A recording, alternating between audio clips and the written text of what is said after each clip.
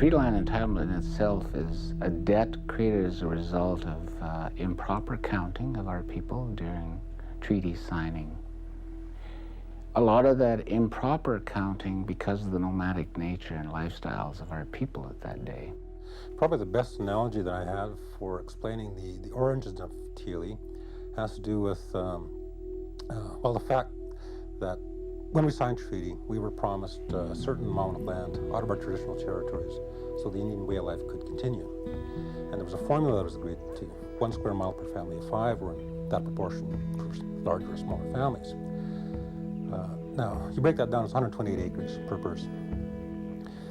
Now imagine when the treaties are being, the treaty promise for the annuities, $5 a year, is being handed out. Not everybody was there to be counted to get their $5. Some people were still off chasing the buffalo. Others hadn't signed or taken treaty yet. Maybe some people were just visiting other family or friends in another community. So not everybody got counted. But when the surveyor came out from the government to survey the land, he only looked at one treaty pay list, and he counted up all the people that were paid previous year, and he would survey the reserve accordingly. But he'd miss all those people that weren't counted. So that's where the treaty land debt comes from. The Queen's representatives weren't fair. They weren't, they were shortchanging our First Nations communities. We were defenseless. We didn't write like them and understand them. We tried. Our buffalo went down, like in terms of depleting. People were hungry. And I think our people feel for what our forefathers went through. And I think we'll probably continue to feel like that for many, many, many generations. It's about treaty and the provisions related to land, one of the cornerstones of who we are. It's how we survive, it's where we live. And those are obligations and agreements between then the Crown and ourselves as First Nations. Saskatchewan did not have the ownership of resources, nor did Alberta or Manitoba, when they became provinces in 1905. And so there was 25 years of debate as to why they weren't treated like Ontario and the Maritimes and other provinces, which had, under the Constitution, the right to own and enjoy all the natural resources. So when Saskatchewan said, well, we want title to our resources, in 1930, the federal government said, well, yes, but then you will have to provide the land base and the resources that the treaties represented, because that's part of the deal. We will recognize your ownership of resources, as with the eastern provinces, but you have an obligation.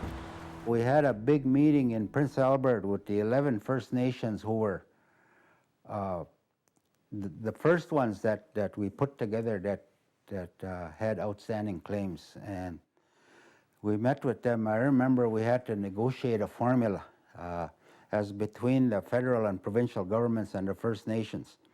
We had to come together with an agreement, and that was after all those years of work in the early 70s, culminating in 76, when we put together the 76 formula. We sat down in as amongst ourselves, the executives of the Federation and the chiefs, and we had to pound out an agreement as between ourselves. We had to negotiate amongst ourselves because they were very staunch on their positioning, and we had to somehow parlay the demands of the provincial and federal governments as against our own.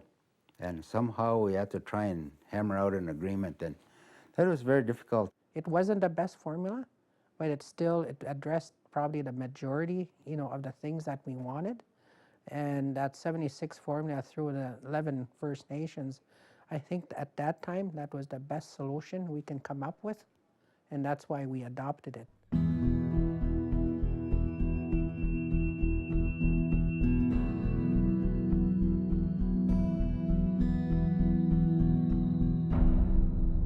The 76 formula was basically a Crown land deal. It was based on current population, for the 3 or 4 treaty areas that are in Saskatchewan.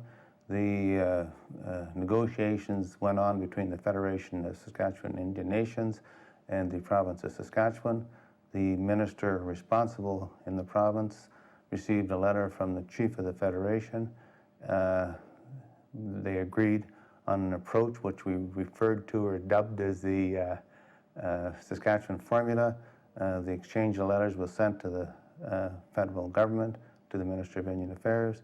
The Minister of Indian Affairs at the time wrote back and agreed to the arrangement that was worked out between the Federation and the province. Now, the problem with that agreement was, well, number one, it was just an exchange of letters where there was really no formal sit-down kind of an agreement.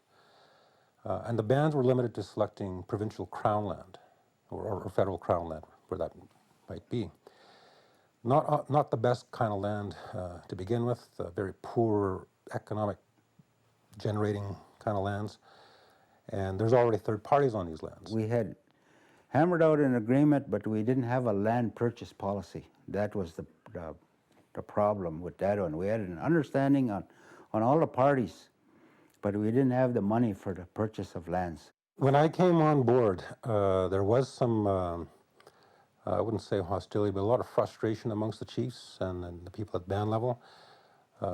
They had an agreement, they thought, in the mid-70s, and that agreement was going nowhere. I was elected in '79, and in November of '79, there happened to be a claim within my riding under the 76 formula, which really said First Nations could only claim on unoccupied Crown land, both federal or provincial. And at that time, there was a community pasture in Glidden, and it was in a small hall. It was full of angry farmers and ranchers. And I was accompanied by the vice chief from the FSIN, and we shared the stage and shared the abuse. And it was quite apparent after that meeting and a subsequent meeting that the 76 formula and the taking away really of something that was being used by other citizens in the province to fulfill a commitment wasn't going to work. It was obvious through my time in the legislature, from '85 on, that every time a land claim was put onto this community pasture or that chunk of land, or, it would raise the ire of local folks, lots of times RMs, who then automatically would go pounce on the MLA. The 76 formula was really a current population formula, and it was actually the position of our chiefs at that time. And I think the federal and provincial governments found it rather cumbersome.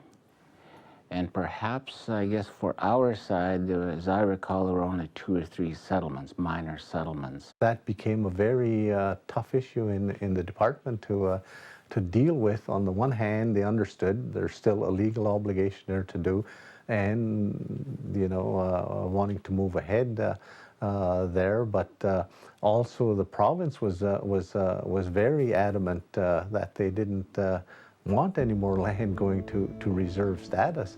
So a lot of in the existing policy at the time was basically only Crown land, federal Crown land or provincial Crown land, and only if it was surplus to either governments. And when lands are surplus to anybody, they're not very good lands. The quality of Crown land in the province wasn't very good, because any good land was already being farmed.